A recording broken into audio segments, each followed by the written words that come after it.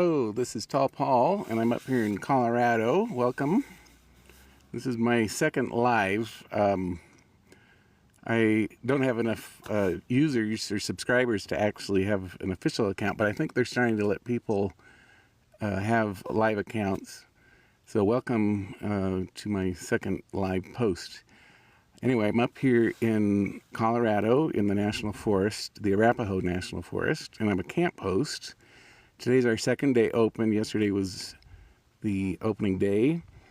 And this is my first time as a paid camp host. I have volunteered before in Arizona for the Apache Sitgreaves National Forest. But this time, I'm in a paid gig for a company. And so camp hosting is when you come and you're responsible for a campground. So I have about 38 or so campsites that I make sure are clean and ready for the campers to come in. I manage all the reservations online, and we can also have people that drive in and can camp. In this area, we have flush toilets and pit toilets in the Arapahoe National Forest. And in this campground, this is my first time as a paid camp host, and I'm telling you, I'm having so much fun. And I've met so many nice people. Yesterday was our grand opening for the campground, and today is our second day. We have a bunch of families with little kids, and the kids earlier had their tiny fishing poles, and I'm like, "Are you gonna go catch some fish?" And they're like, "Yeah." They're so excited because they've never fished before. They were probably, I don't know, 4 years old, adorable, and they have their dogs. And so what's really neat is I'm on a lake, which is a reservoir, and when it releases the water, it goes right into the beginning, or one of the beginnings of the Colorado River, which goes all the way through several states on down to Mexico. So it's pretty cool to be at the source of where so many states get their water from. What's really cool is the reservoir. We have all kinds of natural birds here. In the morning, we have these little bluebirds. They're called mountain bluebirds, and they're so brilliantly blue, vibrant blue. I've never seen anything like it, really. And so we have those, American pelicans, and they have the second largest wingspan just under the condor. The other type of bird is the osprey, which is a bird of prey. They're quite large, and I hear quite a few here. I've seen two in a nest, and I think way off in the distance, and where I'm looking over there, I do see one. So that's really cool.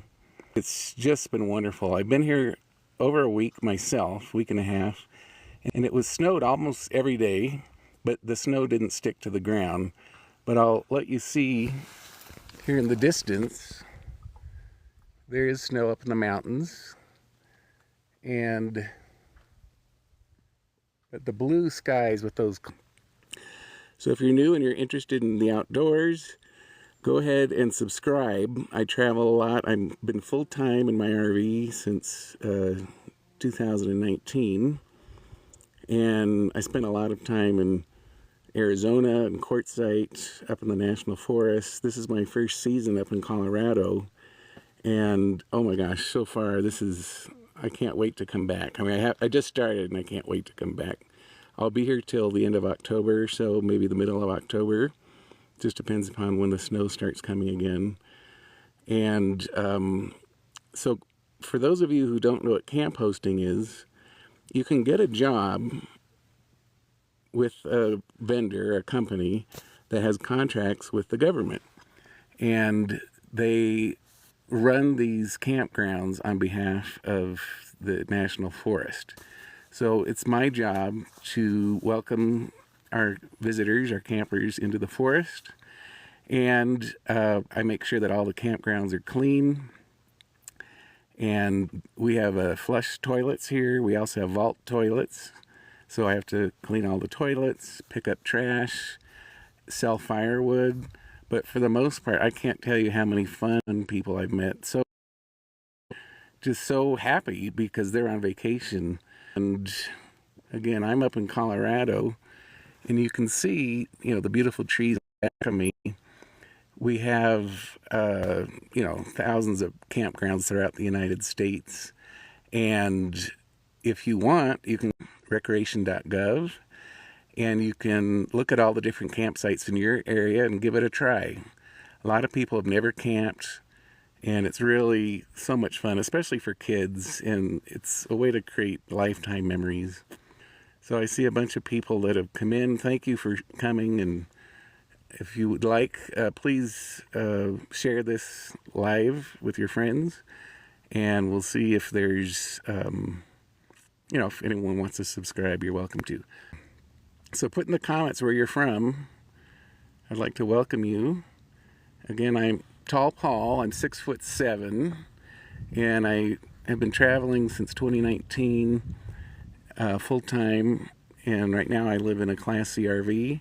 But before, I was doing van life at 6'7", and I had a van with solar on it, and it was so much fun, and I never felt cramped. So if you're ever interested in van life or living full-time on the road, you should go for it. So this is a way to be on the road and work. I also have a job that I could work remotely. And working remotely, I have Starlink, which is really nice. So we were talking earlier about the wildlife up here. I hear there are bear. I was talking to a lady. She comes here every year. I think she's been coming for 30 years. And she said last year they saw a bear nearby. And the bears don't want to hurt people. They just, it's important not to feed the bears and to keep your campsite clean so that you don't, the bears don't become dependent on you for food. Because in the winter, when no one's camping here, then what, And we also have moose in the area. I've been told moose do not want to be near people. So if you have an encounter with a moose, it's because you did something to attract their attention. In general, they just want to stay clear. But that lady, she said that she has seen what she called a yearling. So I guess a young moose child. You can see that blue sky. I mean, where can you see a blue sky like that? It's amazing. So right above me, but behind these trees, is a lake. And we're right near the entrance of the Rocky Mountain National Park. And it rains practically every day, but not a lot. Like it doesn't downpour, it snows. But right now it's just so gorgeous. But all that water is trapped in this lake, the reservoir right behind me. And the water then is released, and it dumps into one of the beginnings of the Colorado River. So that water travels all the way down. And what's really neat is right at the opening of the Colorado River are these American pelicans. And when I went down there the other day, there were about 50 of them.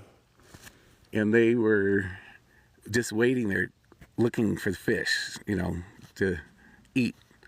And these American pelicans, if you look them up, they're a white bird, and they have the second largest wingspan next only to the condor. So it's really cool to be able to see them. For the most part, they're just sitting there fishing all day, waiting for the fish to come through the dam. But then in the evenings, around 6 o'clock, you'll see them flying and scouting around.